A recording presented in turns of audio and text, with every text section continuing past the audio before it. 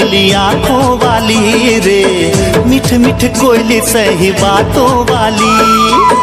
गुन गुन भौरा सही गाने वाला रे, चोरी चोरी दिल मोर चुराने वाला। चंदा जैसे चेहरा तोर आभा है चांदनी, रूप दमकाए जैसे दमकत है दामिनी। हीरो जैसे चाल तोर बस्तरी हारा जमो, तोर मोर माया की चर्चा है चारों। रूपवती काया कामिनी रे, हाय रे मोर मंदाकिनी मोर सजनी, गोरी ते मंदाकिनी। मैं तोर मंदाकिनी मोर सजना, गोरी पे मंदाकिनी।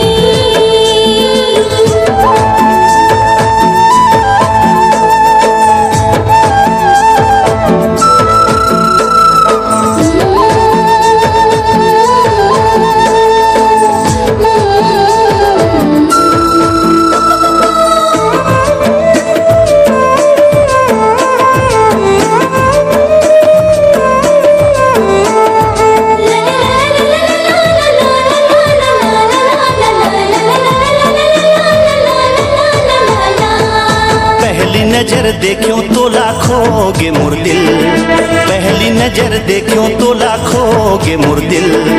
मार डारे सुनैना तुर नैना कातिल। तोला बुलाए मोर पाँव के पायल, तोला बुलाए मोर पाँव के पायल। मन ला मोही डारे दिल हो गए घायल।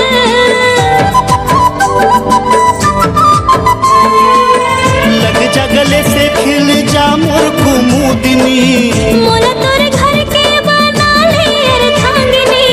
रसवती चित चोरनी रे, हाय रे मोर मंदाकिनी मोर सजनी, गोरी ते मंदाकिनी। मैं तोर मंदाकिनी मोर सजना, गोरी मैं मंदाकिनी।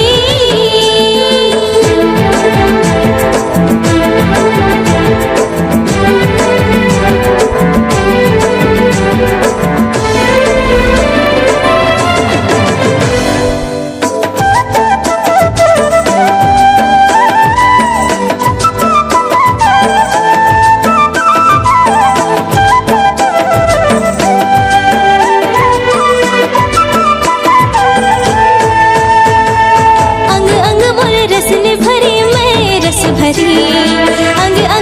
रस ले भरी मैं रस भरी, सबके मन ला मोहने वाल जादूगरी। बड़ा भाग वाला गोरी तोला पाही, बड़ा भाग वाला गोरी तोला पाही। ते जो मिल जावे ओला औका चाहिए।